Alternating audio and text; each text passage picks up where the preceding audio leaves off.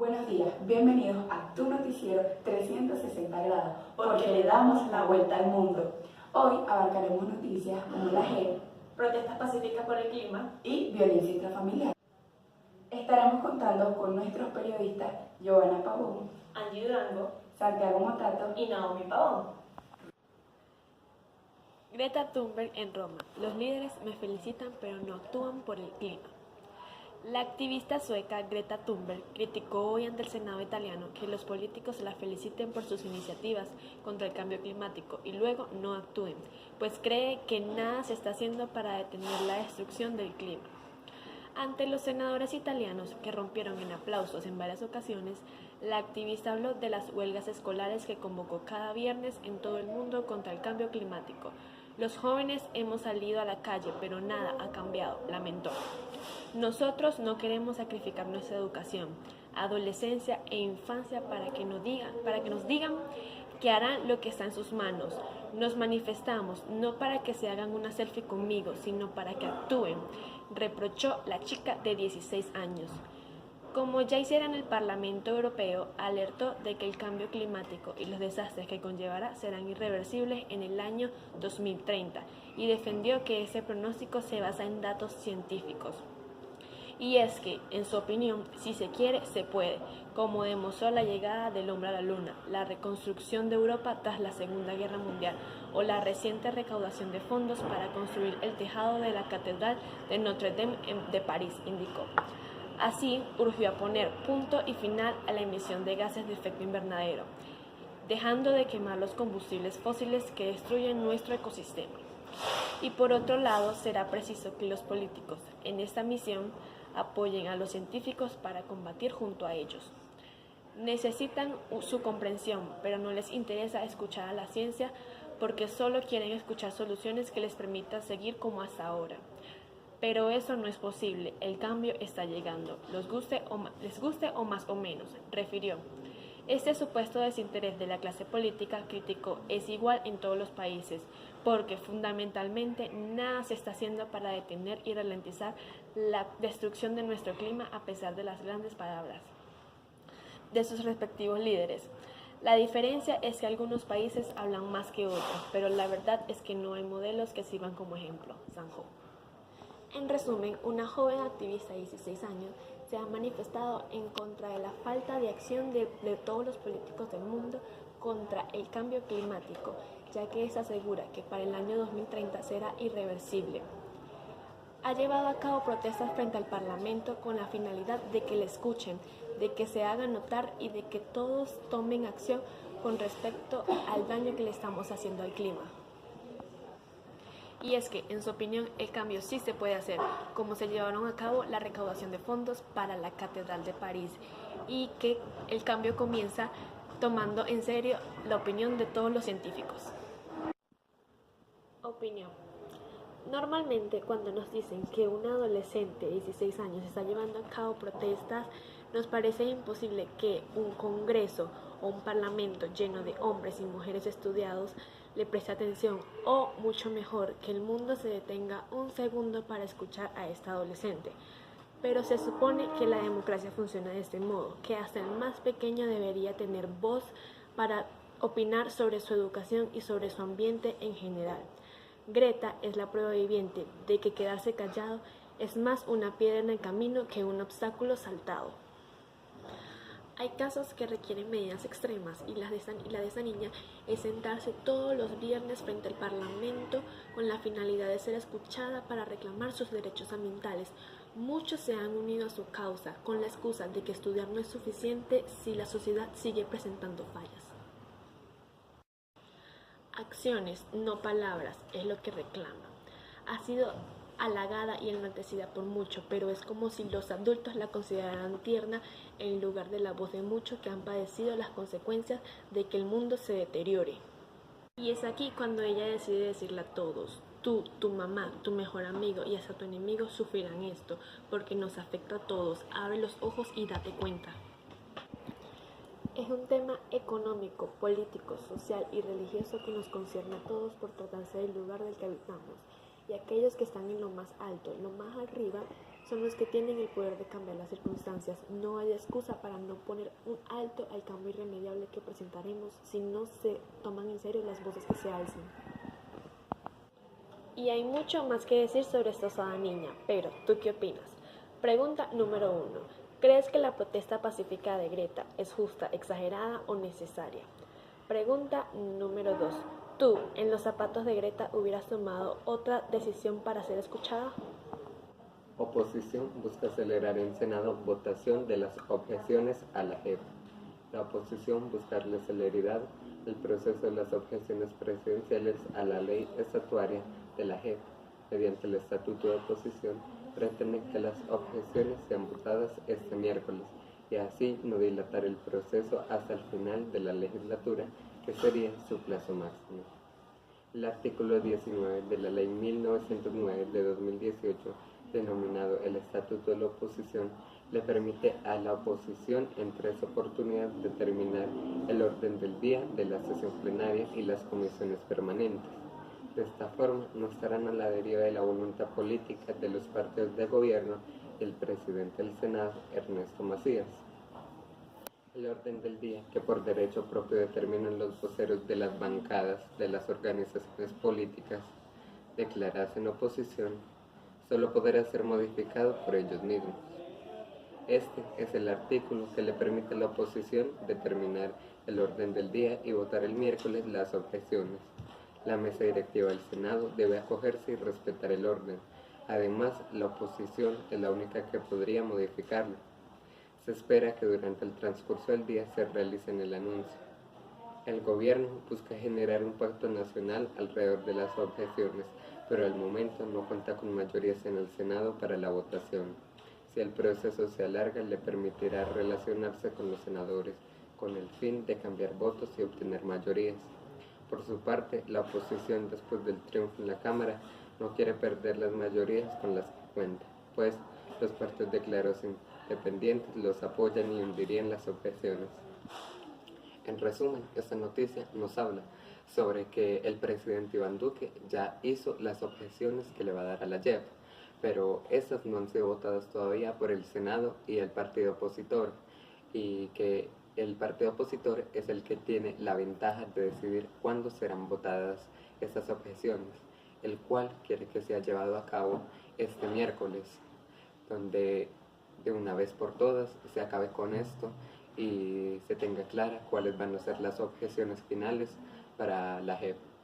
Este es un proceso que ha dado mucho de qué hablar, empezando a considerarse si iba a ser sancionado o finalizado, donde el presidente Iván Duque prefirió continuar con él para buscar seguir con esta paz que tenemos ahora, pero dándole unas objeciones a las normas que ya estaban aquí presentes. Esto lleva a que el Senado y la oposición se reúnan para hablar sobre cuáles de estas objeciones van a ser aceptadas y cuáles no. En mi opinión, este es el proceso que logrará definir si seguimos teniendo una Colombia tranquila o es posible que vuelva a una guerra. Por esto, es importante que este proceso sea acabado cuanto antes. Por lo tanto, el Estado debería aceptar lo que dice la oposición, de analizar estas objeciones este miércoles para lograr tener un acuerdo. Además, la oposición podría decir que el Estado es el que no ayuda a que este conflicto se acabe, sino que antes quiere postergarlo, donde puede haber tantas afectaciones. Esto debería ser llevado a cabo este miércoles para así intentar acabar con los conflictos que tiene este país.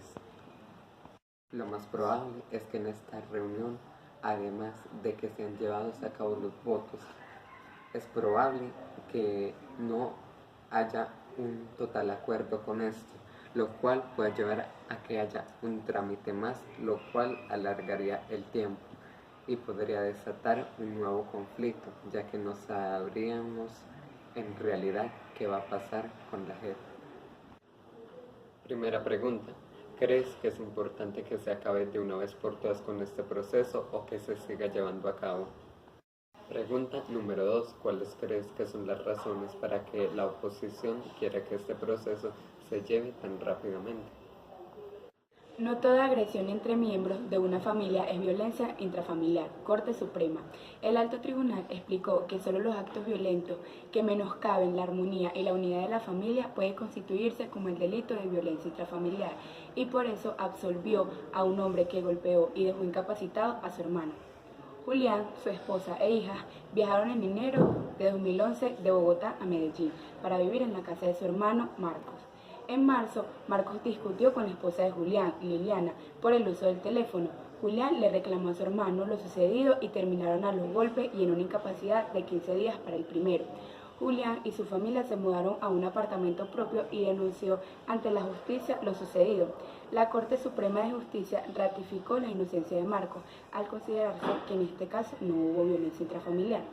La sala resaltó cómo las decisiones de instancia de un juzgado y del Tribunal Superior de Medellín enfatizaron que el enfrentamiento se dio en condiciones de igualdad. Una pelea entre adultos, una pelea entre hermanos. El acusado era una persona de 50 años para la fecha de los hechos y su hermano 41. Y aunque convivían juntos, ninguno tenía alguna dependencia o relación de subordinación con el otro, enfatizó la sala. La Corte Suprema encontró que hay unos factores que se deben tener en cuenta a la hora de estudiar cuando un hecho es violencia intrafamiliar. Entre ellas evaluar las características de las personas involucradas en el hecho y la vulnerabilidad de la supuesta víctima y la naturaleza de los actos de maltrato. Por ejemplo, la bofetada de un padre contra su hijo tendrá menos relevancia que un acto que le produzca incapacidad médica o daño psicológico, dijo la Corte. En resumen, esta noticia nos habla de que según la Corte Suprema no toda violencia entre familiares es considerada violencia intrafamiliar. Nos muestra un caso entre dos hermanos que tuvieron una discusión por algo muy insignificante y se fueron a los golpes. Uno, quedando con una incapacidad de 15 días, se mudó y fue al Tribunal Supremo y expuso el caso y le dijeron que no se consideraba violencia intrafamiliar porque los dos se encontraban en las mismas condiciones. En mi opinión, de igual manera que la Corte Suprema, pienso que el caso de los dos hermanos no es considerada violencia intrafamiliar, ya que los dos se encontraban en las mismas condiciones, tanto de sexo como de edad. Además, que ninguno dependía económicamente del otro ni contaban con una discapacidad motora que impidiera su defensa propia. Por otro lado, el ejemplo que nos dan del padre que abofetea a su hijo puede considerarse un poco distinto al anterior, ya que para muchos padres esta bofetada puede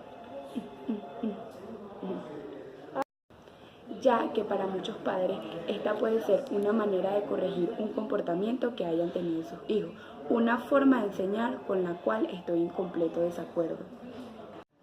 Pero para que este caso pueda ser valorado como violencia intrafamiliar, la Corte Suprema tiene que analizar si este suceso puede repetirse de manera más grave, causándole así un daño psicológico o físico al menor. Sin embargo, aunque este caso no sea valorado como violencia intrafamiliar, pienso que debería ser penalizado, tanto por la insignificancia del motivo como por la gravedad de las consecuencias. Primera pregunta. ¿Piensas que una bofetada de un padre hacia su hijo es considerada violencia intrafamiliar? Número 2. ¿Crees que la manera que la Corte Suprema valoró este caso fue justa? Mi noticia es: llegan a la JEP 72 casos de violencia sexual contra la mujer. La organización Cisma Mujer le entregó este jueves a la Jurisdicción Especial para la Paz y la Comisión de la Verdad 2 nuevos informes que documentan 72 casos sobre violencia sexual durante el conflicto armado en regiones como Bolívar, Antioquia, Nariño, Cauca, Amazonas, Caquetá, Casanare y Santander. Estos informes se suman a los 17 que ya había recibido la Sala de Reconocimiento de Verdad y de Responsabilidad relacionados con violencia sexual. Los anteriores habían sido elaboradas también por organizaciones de víctimas e instituciones del Estado. Linda Cabrera, subdirectora de Cisma Mujer, dijo que las víctimas confían en la JEP y que estos dos informes demandan acciones concretas para reconstruir lo sucedido y garantizar los derechos de las mujeres con la verdad plena. La entrega se realizó en la sede de la JEP, en Bogotá. En el acto, Alejandra Miller, comisionada de la verdad presente, señaló que la entrega de estos informes permite buscar la verdad que no ha sido reconocida en los casos de violencia sexual durante el conflicto. Por su parte, la magistrada encargada de los asuntos de género en la JEP, Alexandra Sandoval, dijo que con estos casos hay un esfuerzo real por colaborarle a la jurisdicción en su labor de investigar estos hechos, que de acuerdo a la unidad de víctimas dejaron unas 24.000 mujeres víctimas. Estamos vivas, dijeron a una sola voz mujeres víctimas de violencia sexual de diferentes regiones del país en el encuentro, que tuvo el carácter de reservado para salvaguardar su seguridad. Valeria Silva, investigadora de Sisma Mujer, insistió en que los informes reúnen la esperanza y los casos de mujeres que por primera vez sienten la confianza en la justicia. Queremos la verdad. Nosotras, las mujeres víctimas de violencia sexual, sentimos en nuestro cuerpo el peso de la guerra. Reclamamos justicia para que no haya impunidad, expresó durante la entrega del informe una de las mujeres víctimas proveniente de los Montes de María.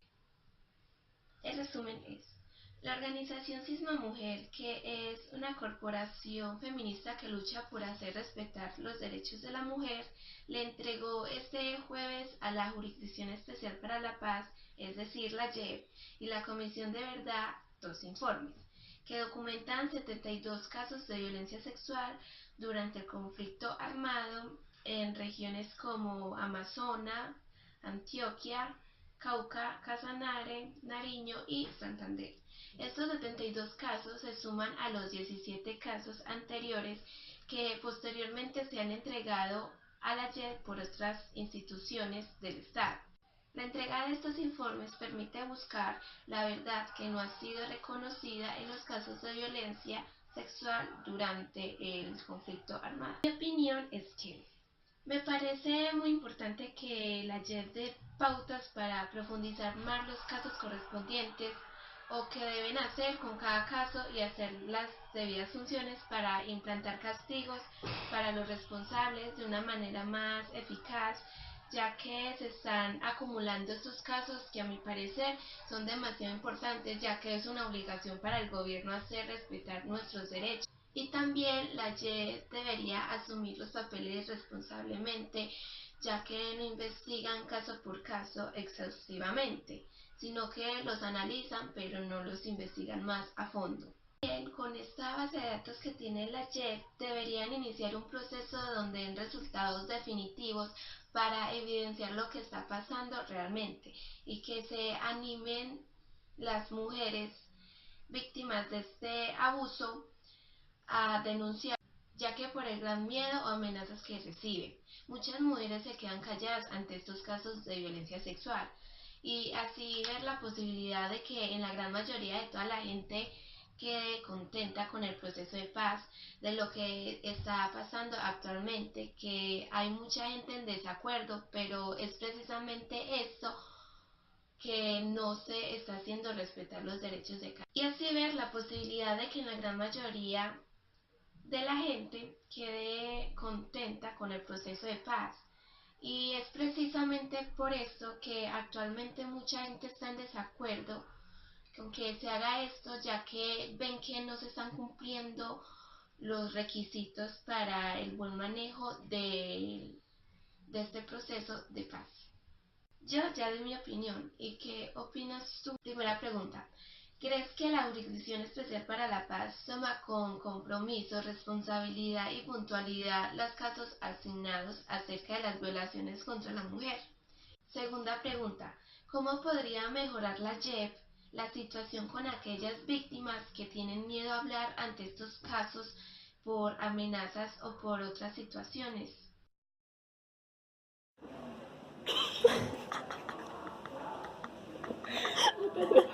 Así que 1, 2.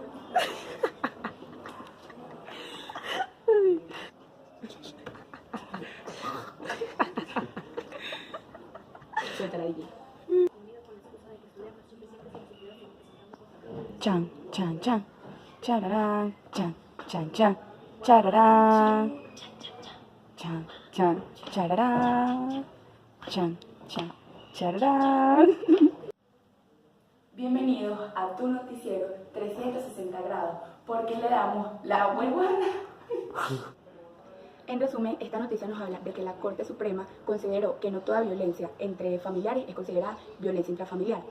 Nos muestran un caso de dos hermanos que tuvieron una discusión, tuvieron una pelea y uno de ellos quedó... Discusión no es lo mismo que pelear.